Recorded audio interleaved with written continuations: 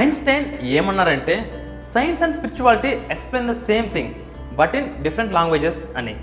Science and spirituality రెండు ఒకటే విషయాన్ని చెప్తాయి, కానీ వేరు భాషల్లో చెప్తాయి.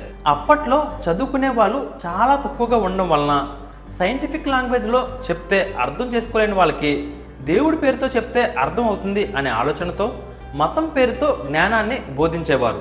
ఈ విషయం ఇప్పుడు నేను మీకు ఎందుకు చెప్పానో ఈ వీడియో చివరిలో మీకు అర్థమవుతుంది. మనకు దొరికిన అత్యంత పురాతనమైన శివలింగం హర్రప్ప మొహంజదారో సైట్లో సింధు సివిలైజేషన్కి చెందినది. అది కూడా 3000 BCలోనిది, అంటే ఇప్పటికీ 5000 సంవత్సరాల క్రితంది. అలానే రామాయణంలో కోట్ చేసిన ఆస్ట్రోనామికల్ క్యాల్కులేషన్స్ని బట్టి చూస్తే రావణుడు ఘోర తపస్సు చేసి శివుడిని ప్రసన్నం చేసుకున్నది 5114 BCలో, అంటే దాదాపు 7000 సంవత్సరాల కన్నా ముందే అన్నమాట.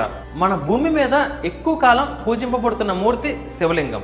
శివలింగం అనేది కేవలం హిందువులకు మాత్రమే సంబంధించింది అని అనుకుంటే పొరపాటే. ఈజిప్షియన్స్ కూడా శివలింగాన్ని పూజించేవారు. ఆ లింగాన్ని ప్రయాపాస్ అని పిలిచేవారు.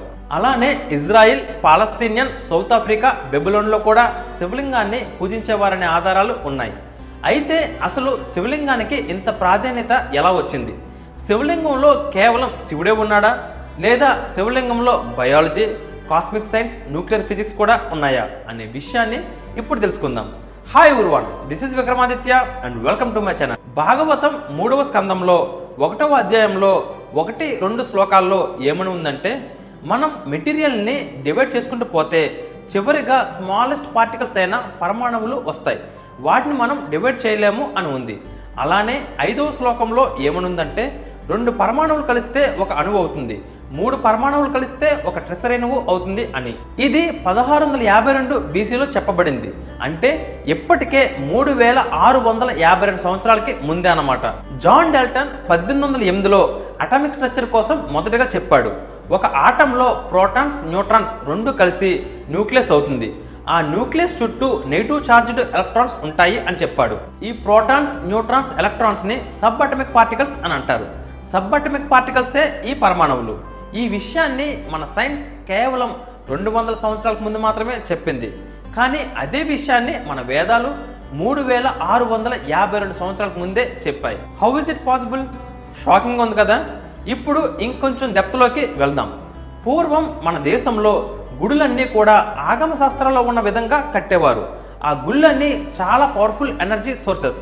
కానీ రీసెంట్గా గత 200 సంవత్సరాల నుండి భక్తులు వాళ్ళ దైవం కోసం వాళ్ళకి నచ్చినట్లు ఫ్యాషన్ ఫార్మాట్లో గుడులు కడుతున్నారు. ఇన్ఫ్యాక్ట్ ఇక్కడ గుడుల యొక్క పర్పస్ని వాళ్ళు డివైడ్ చేస్తున్నారు. అవి ట్రూ టెంపుల్స్ కాదు, రియల్ టెంపుల్స్ అన్నీ కూడా చాలా పవర్ఫుల్. మన దేశంలో 12 జ్యోతిర్లింగాలు ఉన్నాయి. అవన్నీ ఆగమ శాస్త్రాన్ని బట్టి నిర్మించబడ్డాయి. ఒక్కో జ్యోతిర్లింగానికి ఒక్కో పవర్ ఉంటుంది, ఒక్కో ఎనర్జీ, ఒక్కో రేడియేషన్, ఒక్కో పర్పస్ ఉంటుంది. ఆరోగ్యం కావాలనుకునేవారు ఒక జ్యోతిర్లింగాన్ని దర్శించాలి, పిల్లలు పుట్టాలి అని అనుకునే వాళ్ళు వేరే జ్యోతిర్లింగాన్ని దర్శించాలి. ఇదేదో దేవుడికి సంబంధించింది అని నేను చెప్పట్లేదు. దేవుడి విషయం కాసేపు పక్కన పెడదాం. ప్రస్తుతం సైన్స్ కోసం మాత్రమే మాట్లాడుకుందాం. నిజానికి శివలింగం అనేది గ్రానైట్ స్టోన్తో తయారు చేయాలి. గ్రానైట్ ఎలా తయారవుతుంది? వాల్కనస్ నుండి వచ్చిన మోల్టన్ లావా కొన్ని మిలియన్ ఇయర్స్గా కూల్ అయిన తర్వాత అది గ్రానైట్గా మారుతుంది. ఆ స్టోన్తో శివలింగాన్ని తయారు చేస్తారు. ఆ స్టోన్కి రేడియో యాక్టివ్ ప్రాపర్టీస్ ఉంటాయి. అది ఎనర్జీని అబ్జర్వ్ చేసుకుంటుంది, అలానే ఎమిట్ కూడా చేస్తుంది. ఆ లింగాన్నే గర్భగుడిలో ప్రతిష్ఠిస్తారు. అప్పుడు ఆ లింగానికి ఎనర్జీ అబ్జర్వ్ చేసుకునే కెపాసిటీ ఉంటుంది. ఆ ఎనర్జీని లింగానికి మనం మంత్ర రూపంలో ఇస్తాం. మీకు తెలుసా, పూర్వం గురువులు శిష్యులకి మంత్రాన్ని పేపర్స్ మీద రాసి చదువుకో అని అనేవారు కాదు. గురువు శిష్యునికి చెవిలో మంత్రాన్ని చెప్పేవారు. దాన్నే మంత్రోపదేశం అని అంటారు. ఎందుకంటే మంత్రాన్ని కేవలం ఒకే విధంగా ఉచ్చరిస్తేనే దాని నుండి ఎనర్జీ ప్రొడ్యూస్ అవుతుంది. ఫర్ ఎగ్జాంపుల్, ఓం నమ శివాయ, ఇది బీజాక్షరి మంత్రం. అదే మంత్రం రివర్స్లో ఉచ్చరిస్తే యావాశినమ ఓం, ఇది క్షుద్ర మంత్రం. ఈ మంత్రం నెగిటివ్ ఎఫెక్ట్స్ని ఇస్తుంది. ఫర్ ఎగ్జాంపుల్, ఇప్పుడు మీకు ఒక కోపం తెప్పించే మంత్రాన్ని నేను ఉపదేశిస్తాను. ఆ మంత్రాన్ని మీరు ఎవరి దగ్గర ఉచ్చరించినా ఎదురు వ్యక్తికి కోపం వస్తుంది. So get ready. రే బేవర్సన కొడక, ఈ మంత్రాన్ని ఇదే టోన్లో ఎవరి ముందు చెప్పినా వాళ్ళకి కోపం వస్తుంది. సో ప్రతి పదానికి, శబ్దానికి ఒక ఎనర్జీ ఉంటుంది. అది పాజిటివ్ కావచ్చు, నెగిటివ్ కూడా కావచ్చు. ఫ్రెండ్స్, ఒక మోస్ట్ ఇంట్రెస్టింగ్ కథ చదివితే చాలు అది ఒక మనిషి జీవితాన్నే మార్చేస్తుందంటే మీరు నమ్ముతారా? కేవలం ఆ కథ మీ పిల్లలకి చదివి వినిపిస్తే చాలు వాళ్ళ జీవితానికి కావాల్సిన విలువలు నేర్చుకుంటారు అంటే మీరు నమ్ముతారా? మీరు జీవితంలో అనుభవిస్తున్నా లేక రాబోతున్నా ఎలాంటి సమస్యకైనా పరిష్కారం ఒక కథ చదివితే చాలు మీకు దొరుకుతుంది అంటే మీరు నమ్ముతారా? Yes, it's possible only with the greatest epic ever told in the history of mankind. It's the Mahabharata. ఈ కథ ఒక సూపర్ హిట్ మూవీ కన్నా 100 రెట్లు గొప్పగా ఉంటుంది. It's a challenge. విక్రమాదిత్య మాటలో రాసిన మహాభారతం పూర్తి కథ 2 భాగాలలో పుస్తకం ఇంకా ఈబుక్ రూపంలో అమెజాన్ ఇంకా 43 ఆన్లైన్ స్టోర్స్లో దొరుకుతుంది. ఈ పుస్తకం ప్రపంచవ్యాప్తంగా 54 భాషల్లో దొరుకుతుంది. లింక్స్ ఈ వీడియో కింద డిస్క్రిప్షన్లో ఇచ్చాను, వెంటనే ఆర్డర్ చేయండి. ఎందుకంటే ఇది కేవలం ఒక పుస్తకం మాత్రమే కాదు, ఇది నీ జీవితానికి కావాల్సిన గ్రంథాలయం. పూజారులు గర్భగుడిలో శివలింగం దగ్గర మంత్రాన్ని ఉచ్చరిస్తున్నప్పుడు ఆ శబ్దం వలన వచ్చే ఎనర్జీ ఆ గర్భగుడిలో ఎక్కువ రూపంలో ఆ గోడలకి రిఫ్లెక్ట్ అయ్యి ఆ ఎనర్జీ మల్టిప్లై అవుతుంది. ఆ ఎనర్జీ అంతటిని ఆ శివలింగం అబ్జర్వ్ చేసుకుంటుంది. అప్పుడు అబ్జర్వ్ చేసుకున్న ఎనర్జీని బయటికి పంపిస్తుంది. మనం దేవుడికి ఇలా దండం పెడతాం. ఈ ముద్ర ఎనర్జీని అబ్జర్వ్ చేసుకునే ముద్ర. మన చేతిలో ప్రెషర్ పాయింట్స్ ఉంటాయి, వాటిని ప్రెస్ చేసినప్పుడు మన బాడీలో ఒక్కో ఫంక్షన్ యాక్టివేట్ అవుతుంది. ఎనర్జీ అబ్జర్వ్ చేసుకోవడానికి ఈ 2 ఫింగర్ టిప్స్ని ప్రెస్ చేయాలి. అందుకే తపస్సు చేసుకునేవారు అందరూ ఈ ముద్రలోనే తపస్సు చేస్తారు.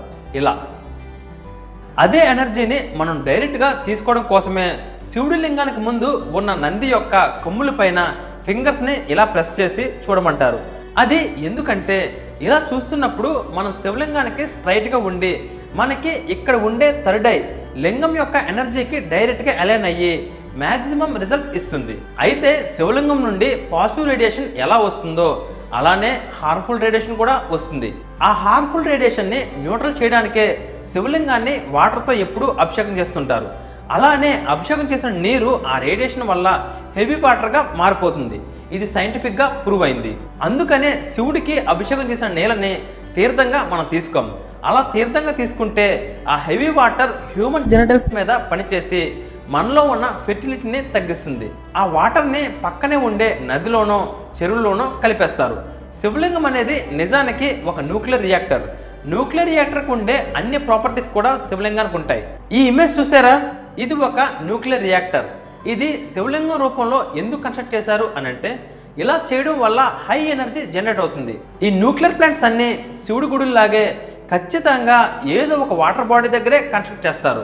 ఈ రియాక్టర్ నుండి వచ్చే రేడియేషన్ని వాటర్తో న్యూట్రల్ చేస్తారు, అభిషేకంలా అన్నమాట.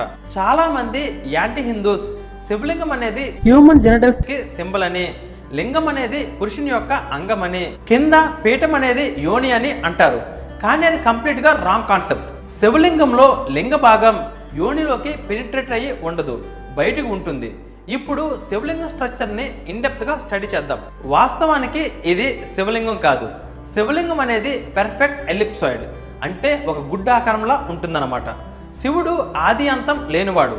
మనం ఎలిప్సాయిడ్లో స్టార్టింగ్ పాయింట్ ఎండింగ్ పాయింట్ ఏంటో చెప్పలేం. మీకు తెలుసా, లైఫ్ స్టార్ట్ అయ్యేది ఎగ్తో, అది ఒక లింగం. అలానే మనం చనిపోయాక మన ఎనర్జీ అంతా డిజాల్వ్ అవడానికి ముందు ఒక లింగం ఫార్మ్ తీసుకుంటుందని మన పురాణాలు చెప్తున్నాయి. ఎవరైతే హై స్టేజ్ ఆఫ్ మెడిటేషన్ చేయగలుగుతారో వారు వాళ్ళ ఎనర్జీని లింగ రూపంలోనే చూస్తారట. లింగం మైన్యూట్ ఎగ్ కిందే కాదు, మన విశ్వంలో గెలాక్సీస్ అన్నీ ఎగ్ షేప్లోనే ఉంటాయి. ఆటంలో న్యూక్లియస్ చుట్టూ తిరిగే ఎలక్ట్రాన్స్ కూడా ఎలిప్సాయిడ్గానే తిరుగుతాయి. మన ప్రపంచంలో ఏ ప్రామినెంట్ విషయమైనా ఎలిప్సాయిడ్ షేప్లోనే ఉంటుంది, మన బ్రెయిన్తో సహా.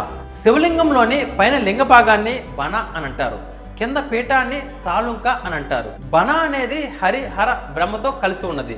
హరి అంటే విష్ణు, పాజిటివ్ చిహ్నం, అదే పాజిట్రాన్స్. హర అంటే శివుడు, శివుడు న్యూట్రల్, అదే న్యూట్రాన్స్. బ్రహ్మ ఆర్ జలహరి అనేది నెగిటివ్లీ చార్జ్డ్, అంటే ఎలక్ట్రాన్స్. ఈ 3 కలిస్తే ఒక ఆటం, అదే బన లేక శివలింగం. ఈ ఆటంలో equal number of protons and neutrons ఉన్నాయి కాబట్టే ఆటం ఈజ్ న్యూట్రల్. ఈ ఆటం నుండి ఎమిట్ అయ్యే ఎనర్జీ ఫీల్డ్ని శక్తి అని అంటారు, అదే ఆ పీఠం. మొత్తం కలిస్తే ఇది ఒక న్యూక్లియర్ ఫిజిక్స్.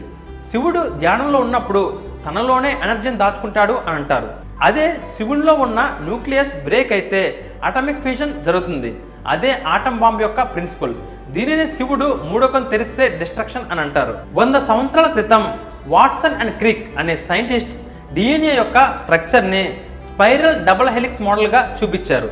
అదే మోడల్ని మన మునులు ఋషులు శివలింగం చుట్టూ స్పైరల్గా చుట్టూ ఉన్న పాము రూపంలో డిఫైన్ చేశారు. శివుడు నుదుటిపైన ఉన్న 3 నామాలు phosphoric acid, sugar and base. ఇవేవి నేను క్రియేట్ చేయట్లేదు. ఇన్డెప్త్కి వెళ్తే మన పురాణాలలో శివుని కోసం ఉన్న డిస్క్రిప్షన్లో కంప్లీట్ సైన్సే కనిపిస్తుంది. టైం లేక మీకు ఇన్డెప్త్గా ఎక్స్ప్లెయిన్ చేయలేకపోతున్నాను అంతే. గుడులు అనేవి హై ఎనర్జీ సోర్సెస్ అండ్ మనకి మనం ఎనర్జీని రీఛార్జ్ చేసుకోవడానికి గుడికి వెళ్ళాలి అని మన పురాణాలు చెప్తున్నాయి. ఏదైనా వెట్ ఆబ్జెక్ట్ ఎనర్జీని తొందరగా అబ్జర్వ్ చేసుకుంటుంది. అందుకే గుడిలో ఉన్న కోనేట్లో స్నానం చేసి గుడిలో ఉండాలి అని అంటారు. అలా అయితే త్వరగా ఎక్కువ ఎనర్జీని అబ్జర్వ్ చేసుకోగలుగుతాం. అదే కాలక్రమేణా స్నానం చేసి గుడిలోకి వెళ్ళాలి అని మారింది. ఇక్కడ నేను చెప్పాలనుకున్న పాయింట్ ఏంటంటే, పురాణాలలో జ్ఞానులు మునులు వాళ్ళ థర్డ్ చూసిన విజ్డమ్ని, సైన్స్ని మనకు ముందుగానే అందించారు. కానీ మనం కాలక్రమేణా వాటి అసలు మీనింగ్ని పక్కన పెట్టి ఏదో మూఢనమ్మకంగానో ట్రెడిషన్గా మాత్రమే చూస్తున్నాం. I think we should know the true meaning and reason behind every act of spirituality. Friends, next ఎపిసోడ్లో కంటెంట్ వేరే లెవెల్లో ఉంటుంది. Don't miss it. నేను రాసిన మహాభారత పుస్తకాన్ని ఇప్పుడే ఆర్డర్ చేయండి. లింక్స్ ఈ వీడియో కింద ఉన్న డిస్క్రిప్షన్లో ఇచ్చాను. అలాగే ఇప్పటి వరకు నా ఛానల్ని మీరు సబ్స్క్రైబ్ చేసుకుని ఉండకపోతే వెంటనే సబ్స్క్రైబ్ చేసుకోండి. Till then take care. Bye.